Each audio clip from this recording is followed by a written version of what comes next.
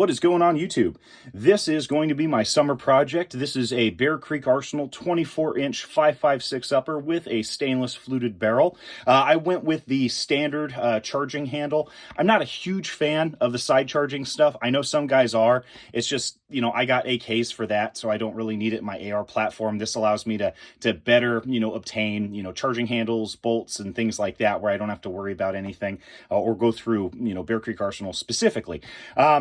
I realized that the sweet spot is usually about 20 inches for the 5.56, and that there might not be a whole lot that I'm gaining from this 24-inch barrel, but it's different, and I've always wanted an extra long barrel on an AR. I just thought they were slick.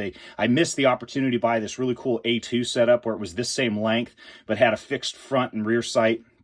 I forgot what company made those, but they're now really hard to find. So I went with this. Gonna go ahead and slap an optic on here, so no iron sights or anything like that. Currently, what I do have though is just the Bear Creek Arsenal upper, and I got the Easter sale of their like stealth lower or whatever from Palmetto State Armory.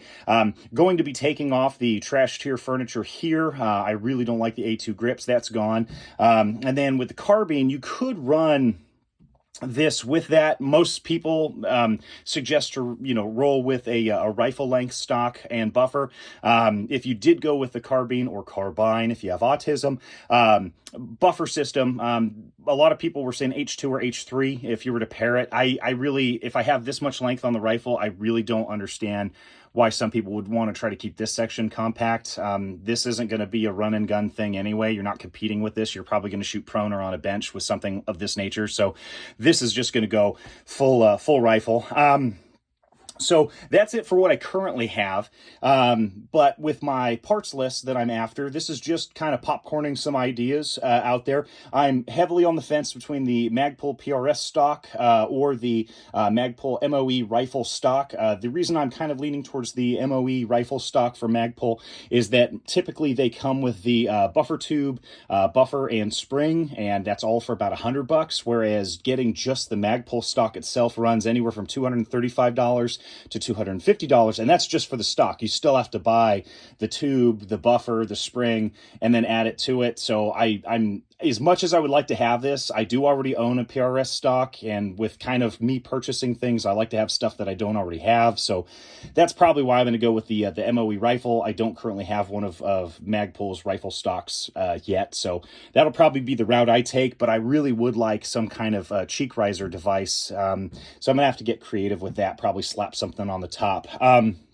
I know this is frivolous, but a rounded trigger guard, I'm not, even though this is a part that I don't have to spend money on because I already have it, I don't like the flat trigger guards here. I have a whole box full of takeoffs of these. I'm going to go with the rounded trigger guard, not polymer, but aluminum. There's a ton of companies that make them for like under $10. I've seen some as cheap as like $4 or $6.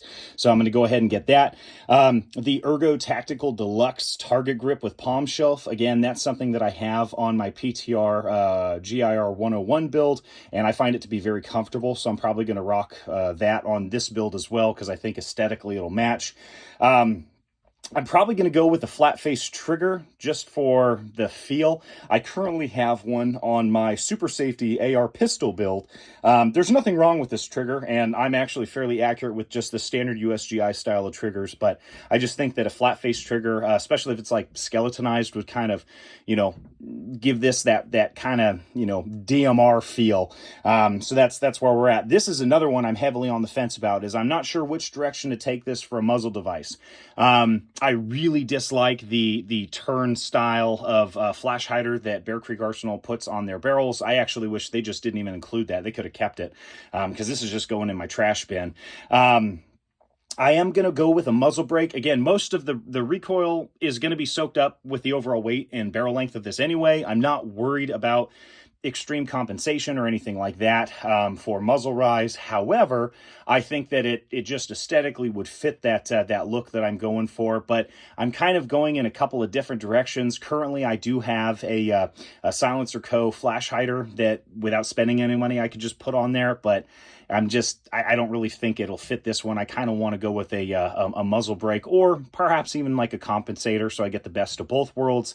But I'm not really all too interested in having a flash hider on the end of this.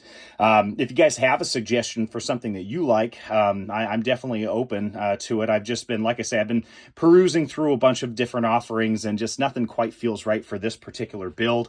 I am probably going to opt to not get any muzzle device that has external threads for suppressors. I just don't like worrying about dinging those up, because if ever I do get a suppressor, you know, and it's all mangled because I haven't given a shit about it, and I don't want to have to buy like a thread protector, an exterior thread protector for those external threads anyway, so it's not something I'm really horny about.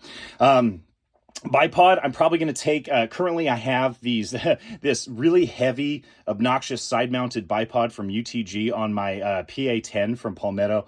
It adds a ton of extra width on the forearm. For the AR-10, I don't really want to have it on there anymore. So I think with this overall huge barrel, a side-mounted bipod, especially rearward, I know you lose a little bit of accuracy because of barrel sway. Most people would put it way out front. But I think just like with my Saiga 308 build, I think if I have it back here and the leg swept up, I think that would probably be, you know, aesthetically kind of a unique looking, you know, range toy.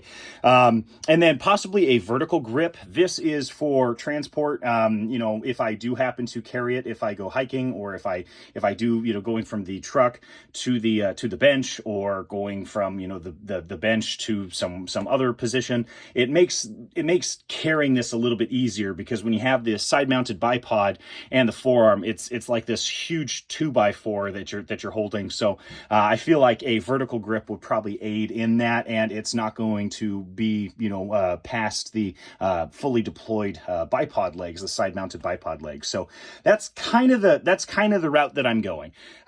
Currently, you know, almost 3/4 of this I'm dead set on getting, but as I mentioned before, if I can find a deal on PRS stock, I'll go that route. Ideally, that's what I would want, but money-wise, that just ain't gonna happen. And then the muzzle device, I'm on the fence of, I just don't know which route I want to take yet. You know, I mean, maybe you guys have a lead, but definitely don't want to spend any more than 70 on a muzzle device.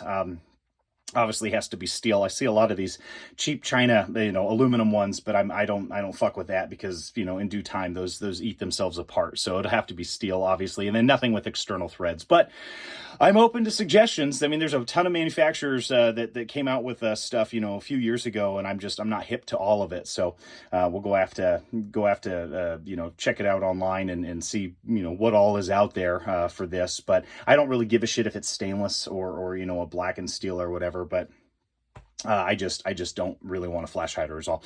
So yeah, short of that, if you guys have a cheap budget build that you're doing over the summer, feel free to drop that in the comments. I love to talk gun shit with people all the time. I just don't check my channel frequently, so bear with me. But yeah, this is the current summer project that I'm trying to do on the cheap. However, adding all of this up, that's a couple of hundred right there. So I'm going to slowly piece it together. Hopefully a couple of the sales this summer will allow me to pick up a couple of these below the MSRP. So thank you guys for watching, and I'll catch you next time.